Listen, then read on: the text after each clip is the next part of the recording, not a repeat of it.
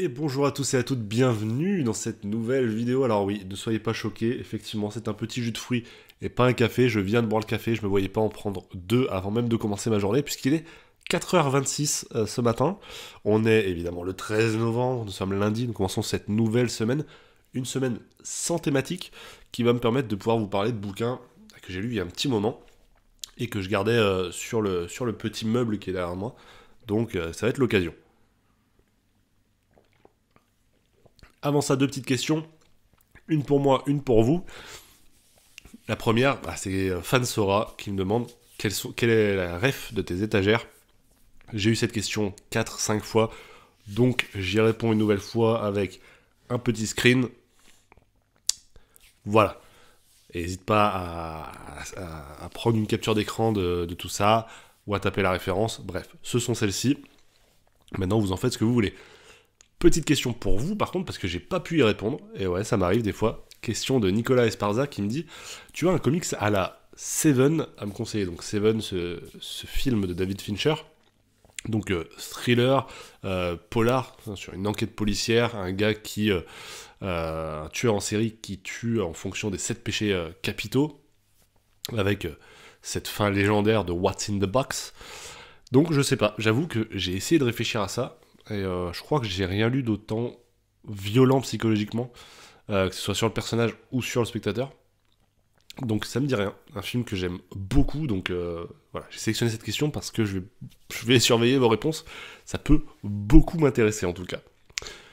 Aujourd'hui, je vais vous parler d'un bouquin qui a été... Ah, vous allez voir. Vous allez voir, je vais vous parler de American Jesus, tome 1, de Mark Millar et Peter Gross.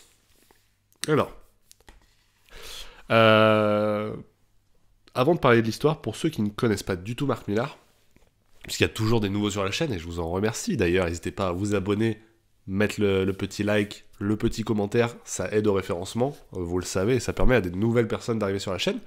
Si vous êtes nouveau et que vous ne connaissez pas Mark Millar, c'est un auteur qui a l'habitude de faire des high concepts, on appelle ça, donc c'est-à-dire des histoires avec un concept très original, et après, bon, il s'avère qu'il a un peu de mal à les exploiter selon moi, c'est mon avis personnel, et à arriver à la fin de ses histoires.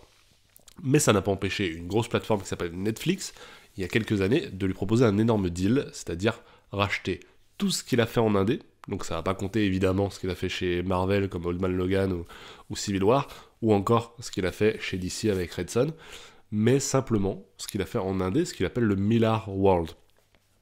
Donc Netflix va racheter tout ça, ainsi que tout ce qu'il fera après. Ce qui vient de donner à Mark Millar plutôt très productif. Mais donc American Jesus fait partie de ces titres-là. Ça fait partie de ces titres-là, et c'est d'ailleurs, de ce que je sais, la deuxième adaptation de Millar par Netflix. La première était Jupiter's Legacy. Là, vous avez eu L'élu, The Chosen One, qui est arrivé cet été sur Netflix. Alors, peut-être que vous le saviez pas, moi non plus. Je m'étais arrêté au trailer et je ne savais pas que c'était déjà sorti, parce que personne n'en a parlé. En tout cas, dans ma sphère. Donc, je regarderai ça quand même, parce que je suis curieux. Et donc, pour American Jesus, mon histoire avec ce bouquin, elle est un peu plus originale que d'habitude avec Mark Millar, puisque Mark Millar, comme je vous l'ai dit, c'est des high concepts, donc d'habitude je suis attiré par le concept, plus le fait que ce soit Millar, j'achète le livre. Là, j'y suis allé uniquement parce que c'est un Millar que j'avais pas, parce que le concept ne m'attirait pas du tout. L'histoire, je vous la donne, c'est celle de Jody. Jody, c'est un enfant qui est pas doué à l'école, en fait, qui est pas doué à grand chose en réalité, qui va avoir un accident hyper grave et qui va s'en sortir indemne. À partir de là, ses résultats à l'école vont être stratosphériques et en plus de ça, il va découvrir qu'il a certains dons. Il peut changer l'eau en vin ou encore guérir certaines personnes qui ne pouvaient pas l'être autrement. Vous l'avez compris, il a les pouvoirs de Jésus-Christ, il est donc l'élu, selon beaucoup de personnes. Alors, j'ai mis très longtemps à vous le chroniquer, et vous allez comprendre pourquoi. Est-ce qu'on a une nouvelle fois à faire un high concept qui n'a pas de suite derrière? Difficile à dire, puisqu'on a ici un tome 1. Mais, vu que c'est toujours le bordel chez Millar, ce tome 1 avait été annoncé avec une suite. d'accord, quand il est sorti. Mais il est sorti il y a, dans les années 2000, je crois. Donc, est-ce que j'ai l'année de sa sortie? Ça aurait été cool de vous donner l'année pour vous dire à quel point... 2004, voilà, 2004. Donc, évidemment, la fin laisse sous-entendre qu'il y a une suite. Mais une suite, il n'y en a pas eu avant une quinzaine d'années. Avant le deal avec Netflix, en fait. Donc, à partir de là, il a fait un tome 2. Mais du coup, t'es dans un tome 1 qui est censé avoir une suite, mais t'es pas sûr. Donc, je peux pas trop vous dire si la fin, elle est décevante, puisque c'est une semi-fin, vu qu'il y a un tome 2 et même un tome 3. Mais vous allez comprendre que je suis pas sûr de les lire. Parce que j'ai vraiment été ultra déçu par cette histoire. Le high concept, ce concept très original, bah il l'est pas pour un sou. Hein. La réapparition de Jésus dans un monde contemporain, c'est pas le sujet le moins traité du monde. Rien que dans ma bibliothèque, j'ai du Punk Rock Jesus, j'ai American God en BD franco-belge. American God, pardon, pas du tout, c'est Godman. Donc effectivement, pas le truc le plus original. Parler de manière irrévérencieuse de l'Église, pareil, pas très original. D'ailleurs, beaucoup d'entre vous m'ont conseillé Preacher pour les tomes 1. Ça prouve que déjà, il y a quelqu'un qui est déjà sur cette scène-là. Donc, effectivement, on n'est pas sur un concept original, selon moi, ce qui est quand même dérangeant pour un Millard, parce que c'est quand même le point positif d'habitude. Ensuite, on a le traitement du protagoniste. C'est parfois une qualité chez Millard, parfois un énorme défaut. Et ben là, que vous dire de Jody, puisqu'il est inexistant, en fait. Alors, à la fois, tu sens que c'est un petit peu voulu par Millard, parce qu'il se fait rattraper par ses dons, et finalement, son image ne lui appartient plus, elle appartient à l'Amérique, mais c'est quand même facile à justifier, parce que ton protagoniste, ah putain, faut lui donner de la profondeur, là. Parce que certes, c'est un gamin de 13 piges, mais du coup, on n'a aucune considération pour lui. Enfin, j'en avais rien à battre de ce gamin, quoi. Et c'est quand même dommage pour un personnage principal. Au niveau du traitement de la religion, qui est quand même le sujet central, bah la satire, elle fait pas mal. Hein. C'est une satire quand même assez gentille. Alors oui, on te parle de certaines personnes qui ont perdu la foi, d'autres qui la regagnent grâce à lui. Mais en réalité, on t'explique très peu les raisons. On t'explique, voilà. Le traitement de la religion, ici, bah encore une fois, c'est plus un prétexte que vraiment le contexte. On n'a pas grand-chose qui est vraiment critiqué fermement, quoi. Et encore une fois, c'est quand même assez décevant.